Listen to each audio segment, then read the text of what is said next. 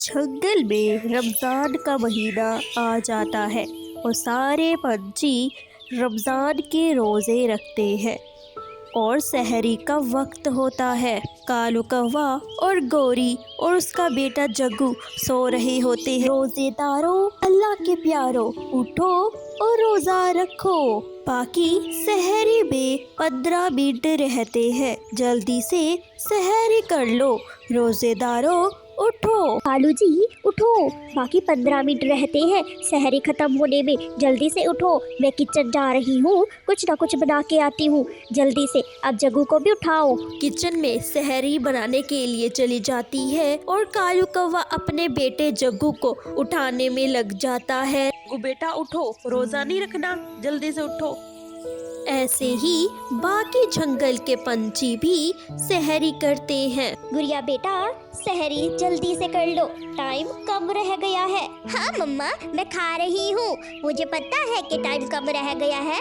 मम्मा इसके साथ आज मेरा चौथा रोजा है, ऐसे ही मैं सारे रोजे रखूंगी। बेटा सारे रोजे रखेंगे, अब बातें कम करो और खाना ज्यादा खाओ, टाइम खत्म होने वाला है। फिर जब टाइम खत्म हो जाता है तुम तेजी से खाने लगती हो। रोजेदारों, खाना पीना बंद कर दो, सहरी का टाइम खत्म हो गया है। गोरी, मैंने तो अच्छी तरह कुछ खाया भी नहीं और सहरी का टाइम भी खत्म हो गया। तुमने सहरी बनाने में और उठने में इतनी देर क्यों कर दी? लू, मैंने अलार्म लगाया तो था, पता नहीं ये अलार्म बजा क्यों नहीं। शायद बजा होगा, लेकिन मेरी नींद नहीं खुली तो इसकी वजह से देर हो गई। लेकिन मुझे माफ करना, कल से मैं जल्दी उठूंगी। ऐसे ही सुबह हो जाती है और सारे पंछी अपना रोजा रखकर अपना अपना काम भी करते हैं। भी तो रोजे खुलने में सारा दिन पड़ा हुआ है, मुझे तो अभी से भूख लग गई है। इन आमों को देखकर मुझसे रहा नहीं जा रहा, कोई देख भी नहीं रहा। जल्दी से मैं एक आम तोड़कर खा लेता हूँ, किसी को पता भी नहीं लगेगा।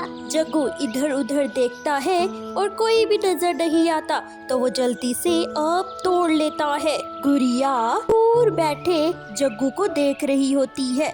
गुड़िया जल्दी से जग्गू के पास आ जाती है। जग्गू, ये तुम क्या कर रहे हो? तुमने तो रोजा रखा है ना, तो फिर ये तुम आम क्यों खा रहे हो? कितनी बुरी बात है ना, तुम चुपके चुपके अपना रोजा तोड़ रहे थे।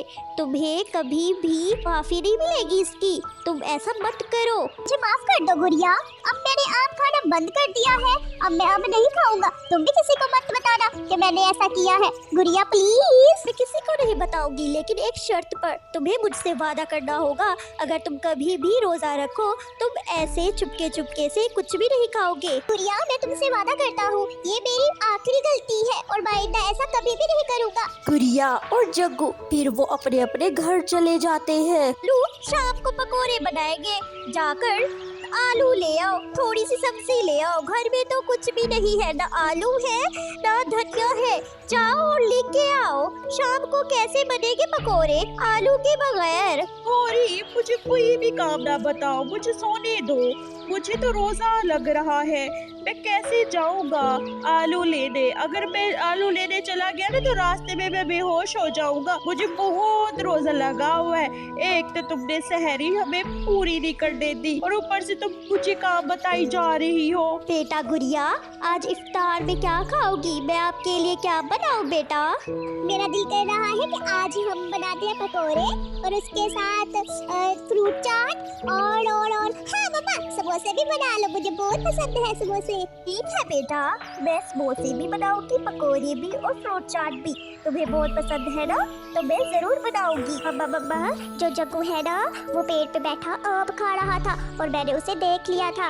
मम्मा, वो चुपके चुपके आम खा रहा था। बेटा, अगर तुम लोग चुपके चुपके भी आम खाओगी ना, बेशक आपको कोई नहीं देख रहा होगा, लेकिन अल्लाह आपको देख रहे होते हैं। आप ऐसा ना कहो कि हमें कोई नहीं देख रहा और हम कुछ भी खा लेंगे। ऐसे ही इफ्तार का वक्त हो जाता है और जंगल के सारे पंछी अपना अपना रोज़ा खोलते हैं। हमने तो पेट भर के सब खा लिया है, लेकिन पकोड़े बहुत ज्यादा बच गए हैं। तुम ऐसा करो, बबली कबूतर को थोड़े से पकोड़े दे आओ, और ऐसा करना थोड़े से पकोड़े गोरी कवि के घर भी दे आना, ठीक है बेटा? हाँ मम्मा, मैं जाके दे आती हूँ। बबली कबूतर तो बहुत खुश हो जाती है जब हम उन्हें कुछ देने जाते हैं। मैं जल्दी से पकोड़े जाकर दे आती हूँ। हाँ बेटा, बबली कबूतर बेचारी बहुत गरीब है। देखो, इसलिए तो हम रोजे रखते हैं रमजान शरीफ को, कि हमें गरीबों का एहसास हो, हमें हमदर्दी हो गरीबों से, हमें पता चले कि कैसे गरीब वो सारा साल कैसे भूखे रहते हैं, तो हमें उनका एहसास होता है। ऐसे ही चिड़िया कबूतर के घर पकोड़े देकर फिर गोरी के घर पकोड़े देने आती है। आंटी, मेरी मम्मा ने आपको पकोड़े दिए हैं, ये लो पकोड़े। ठीक है बेटा, ये पकोड़े मुझे दे दो, मैं आपको खीर देती हूँ। आज मैंने खीर बनाई है और अपनी मम्मा को देना।